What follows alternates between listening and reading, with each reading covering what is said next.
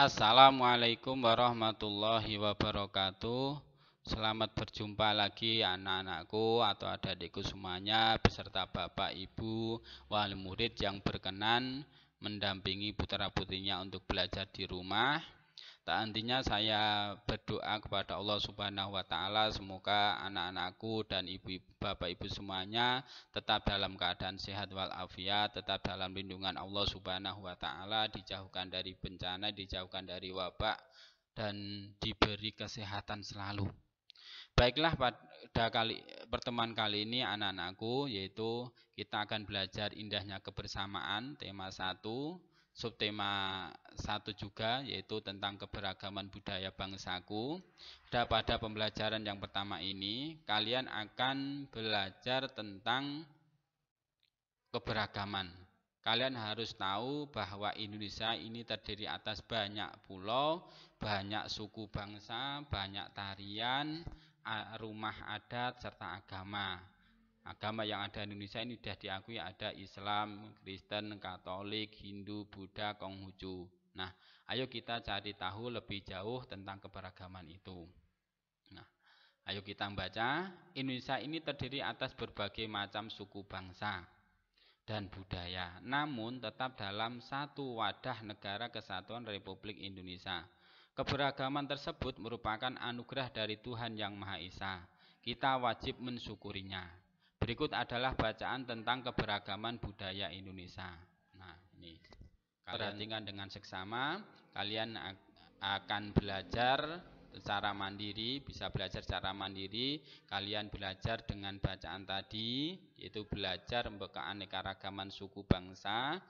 Kalian harus belajar memahami berbagai ragam budaya, upacara adat, dan kesenian akan menambah kecintaan kalian terhadap tanah air Indonesia.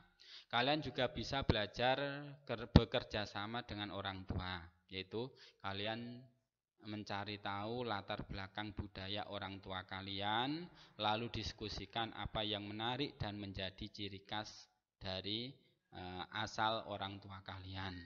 Kalian juga bisa belajar dengan lingkungan, ya. Kalian bisa belajar dengan teman-teman kalian di sekitar kalian, di sekitar rumah tangga kalian. Kalian bisa bertanya-tanya atau tanya jawab, mungkin dengan teman kalian bermain tentang keunikan makanan khas daerahnya atau rumah adat daerahnya, kesenian atau lainnya yang menjadi ciri khas di daerah teman kalian yang mungkin beda daerah. Kalian perhatikan dengan seksama bacaan pawai budaya. Pawai budaya sangat menarik bagi warga Kampung Babakan. Pawai ini selalu menampilkan keberagaman budaya Indonesia. Udin dan teman-teman tidak pernah bosan menanti rombongan pawai lewat. Tahun ini mereka datang ke alun-alun untuk melihat pawai tersebut. Kakek Udin pun terlihat sabar menanti. Terdengar suara gendang yang menandakan rombongan pawai semakin dekat. Paragraf yang kedua, di barisan pawai terdepan terlihat rombongan dari Maluku. Rombongan laki-laki mengenakan kemeja putih, jas merah, dan topi tinggi dengan hiasan keemasan. Rombongan perempuan mengenakan baju cele. Baju ini terdiri dari atasan putih berlengan panjang serta rok lebar merah. Langkah mereka diiringi oleh suara tifa, alat musik dari Maluku, bunyinya seperti gendang, namun bentuknya lebih ramping dan panjang. Budaya Maluku sangat unik dan menarik.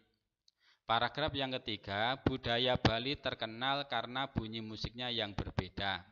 Rombongan dari Bali membunyikan alat musik daerahnya. Cengceng namanya. Alat ini berbentuk seperti dua keping simbal yang terbuat dari logam. Nyaring bunyinya ketika kedua keping ini dipadukan. Rombongan dari Bali diikuti oleh rombongan dari Toraja. Wanita Toraja memakai pakaian adat yang disebut baju poko. Rombongan laki-laki menggunakan pakaian adat yang disebut sepatalung buku. Rombongan Toraja membunyikan alat musik khas mereka. Pak Pompang namanya. Alat musik ini berupa suling bambu besar yang bentuknya seperti angklung. Unik bentuknya, unik pula bunyinya. Budaya Toraja sangat menarik untuk dipelajari. Nah, untuk paragraf yang terakhir, Udin dan teman-teman senang melihat pawai budaya. Selalu ada hal baru yang mereka perhatikan setiap tahun. Pakaian adat dari berbagai suku di Indonesia selalu menyenangkan untuk diamati. Benar kata Ibu Udin, kebudayaan Indonesia memang sangat beragam, kaya dan mengagumkan. Baiklah adik-adikku, kali ini setelah kalian membaca dengan seksama tentang bacaan pawai budaya itu, setiap bacaan kalian biasanya bisa mengetahui bahwa biasanya itu terdiri atas beberapa paragraf. Nah, setiap paragraf ini memiliki gagasan pokok yang didukung oleh gagasan pendukung. Gagasan pokok adalah ide utama yang dibahas dalam suatu bacaan. Dapat berupa kalimat inti atau berupa pokok paragraf. Gagasan pendukung adalah uraian atau tambahan informasi untuk gagasan pokok. Nah, untuk gagasan pokok atau kalimat inti ini bisa berada di depan, juga bisa berada di tengah, bahkan bisa berada di akhir paragraf. Contohnya, kalian bisa memahami bagaimana digambarkan bahwa gagasan pokok ini didukung oleh beberapa gagasan pendukung. Seperti contoh gagasan pokok pada paragraf pertama yaitu pawai budaya sangat menarik bagi warga Kampung Babakan. Yang lainnya merupakan gagasan pendukung. Gagasan pokok pada paragraf yang kedua yaitu rombongan pawai terdepan terlihat rombongan dari Maluku. Yang lainnya merupakan gagasan pendukung. Gagasan pokok pada paragraf yang ketiga yaitu budaya Bali terkenal karena bunyi musiknya yang berbeda. Yang lainnya merupakan gagasan pendukung. Gagasan pokok pada paragraf yang keempat yaitu rombongan dari Bali diikuti oleh rombongan dari Toraja. Yang lainnya merupakan gagasan pendukung. Gagasan pokok pada paragraf yang kelima yaitu Udin dan teman-teman senang melihat pawai budaya. Yang lainnya merupakan gagasan pendukung. Dari bacaan tadi kalian dapat menyimpulkan atau mendapatkan informasi bahwa kesimpulan atau informasi dari bacaan tadi yaitu kalian dapat mengenal alat musik daerah maupun jenis musik adat daerah masing-masing sebagai berikut. Ini contohnya yaitu yang pertama nama daerahnya adalah Maluku, alat musiknya tifa. Yang kedua Bali, alat musiknya adalah cengceng. Toraja alat musik adalah Pak Pompang. Maluku mempunyai baju adat yang namanya cale atau cele. Yang kelima Bali mempunyai baju adat yaitu baju safari. Nah, dari pengalaman kalian bisa bertanya kepada teman-teman kalian bermain selama kalian belajar di rumah atau kalian punya sahabat yang jauh mungkin kenalan di medsos, kalian bisa tanya tentang bagaimana ciri khas daerahnya masing-masing. Contohnya di sini adalah Siti. Siti ini adalah seorang anak yang berasal dari daerah Padang. Nah, di Padang itu mempunyai khas daerah yaitu makanan yang berupa rendang. Terus rumah adat di sana namanya rumah gadang. Nah, mungkin kalian punya teman yang daerah lain, misalnya Jogja. Oh, mempunyai makanan khas apa di sana, ya. Rumah adatnya namanya apa? Mempunyai teman di daerah mungkin Betawi. Oh, mempunyai ciri khas makanannya mungkin kerak telur dan sebagainya. Ini adalah sing.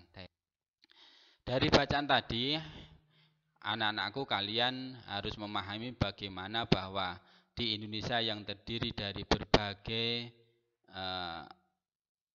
suku, berbagai adat dan lain sebagainya, ini jangan dijadikan bahwa ini adalah suatu perbedaan, tapi jadikan ini adalah anugerah dari Tuhan yang patut kita syukuri. Kita menjadi orang Indonesia yang beraneka ragam, kemudian mempunyai kebudayaan yang banyak, yang kaya, sehingga patut kita untuk bersyukur kepada Allah Subhanahu wa Ta'ala.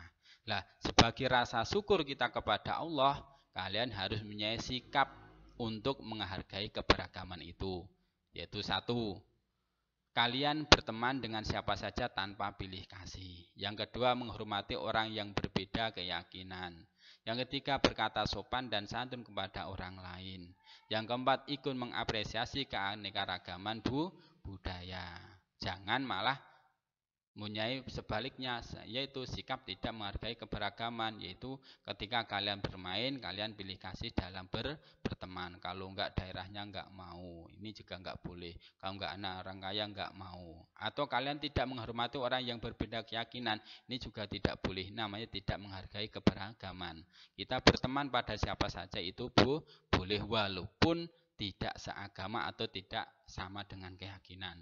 Dan yang keempat, kalian tidak boleh berkata tidak sopan. Kalian harus berkata sopan, santun kepada siapa saja.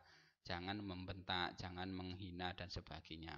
Dan yang terakhir, kalian harus mempunyai sifat, yaitu ikut mengapresiasi keanekaragaman budaya. Jangan menghina keanekaragaman budaya daerah lain. Misalnya menghina baju adatnya yang kurang sopan dan sebagainya, itu nggak boleh. Atau masakannya nggak sesuai dengan selera kalian, ini nggak enak, ini juga nggak boleh. Kalian harus menghargai. Ini adalah cara menghargai.